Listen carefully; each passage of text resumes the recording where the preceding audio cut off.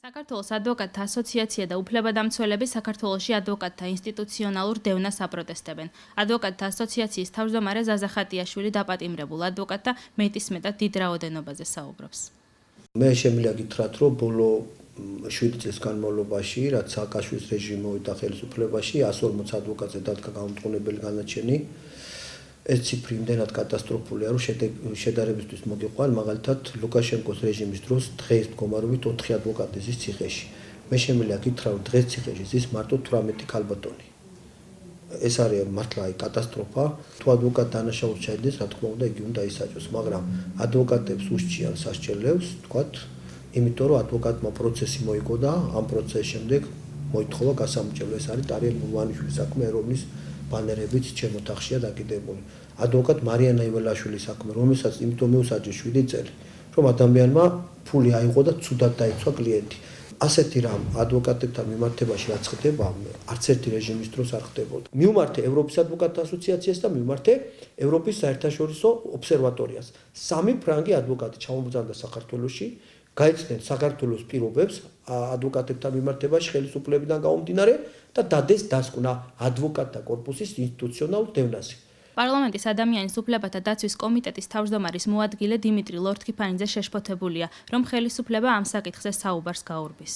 პირადად ადვოკატების თემა გამოვიტანე, ადვოკატთა დაპატიმრებების თემა გამოვიტანე პოლიტიკური დებატების დღის წესრიგში, როდესაც პრეზიდენტის წინაშე საერთაშორისო ობსერვატორიის დასკვნები წარმოვადგინე, რაშიც ძალიან დიდი წვლილი მიუძღვის ადვოკატთა ასოციაციის ხელმძღვანელს ბატონ ზაზა ხატიაშვილს, საბჭოს შესაბამისი სტრუქტურები დაინტერესებულნი არიან ამ კუთხით ჩაატარონ მონიტორინგი ქვეყანაში, თუმცა ჩვენი ხელისუფლების პოლიტიკური ნება შემთხვევაში თანხმდროში არ არის ევროსაბჭოს მოთხოვნებთან.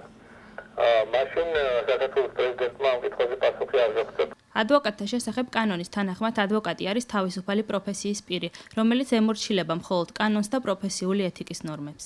შეიძლება ითქვას, რომ სახელმწიფო ამ სისტემას ებრძვის, ადვოკატის ინსტიტუტს ზოგადად ებრძვის.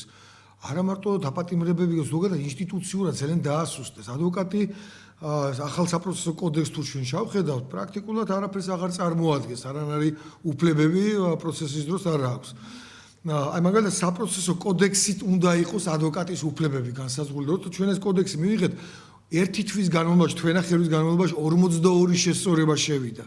სიუჟეტის მომზადებისას რამდენიმე დღის განმავლობაში უკავშირდებოდით იურიდიულ საკითხთა კომიტეტის წევრებს საპარლამენტო უმრავლესობიდან, მაგრამ ისინი ან ტელეფონზე არ გპასუხობდნენ, ან ამ თემაზე საუბარს თავს არიდებდნენ. ბოლოს მათთან შეხვედრა პარლამენტში ვცადეთ. თავის კაბინეტში მხოლოდ იურიდიულ საკითხთა კომიტეტის წევრი ზვიად კუკავა დაგვხვდა, რომელმაც გვითხრა, რომ ამ საკითხზე საუბარს ვერ შეძლებს. როცა დააფიქსიროთ ამ საკითხს დაგისვამთ. საერთოდ არ ვარ ამ საკითხთან კომპეტენცია. იურიდიულ კომიტეტში. ადვოკატთა დევნის თაობაზე თავიანთი პოზიცია აქვთ უფლებადამცველ არასამთავრობო ორგანიზაციებს. ეს არის ძალიან რთული პრობლემა საქართველოში, როდესაც ხდება ადვოკატების დევნა. რა თქმა უნდა, ეს არის ძალიან ნეგატიური შეფასება შემიძლია მივცე ამ საკითხს, ვინაიდან თუ კი ვსაუბრობთ იმაზე, რომ საქართველოში უნდა არსებობდეს სამართლიანი სასამართლო, ამ შემთხვევაში ადვოკატის როლი ქვეყანაში და მართლმსაჯულების პროცესში არის ძალიან მნიშვნელოვანი. სწორედ ამიტომ ადვოკატთა ინსტიტუტი უნდა იყოს პატივისცემა უნდა ხდებოდეს მათ მიმართ სახელმწიფოს მხრიდან და ასეთი დიდი რაოდენობის ადვოკატების მიმართ სისხლის სამართლებრივი დევნა ბუნებრივია არ უნდა ხორციელდებოდეს. უფლებადამცველები ადვოკატთა დევნის თაობაზე მეტ აქტიურობას და საზოგადოების ინფორმირებას გეგმავენ.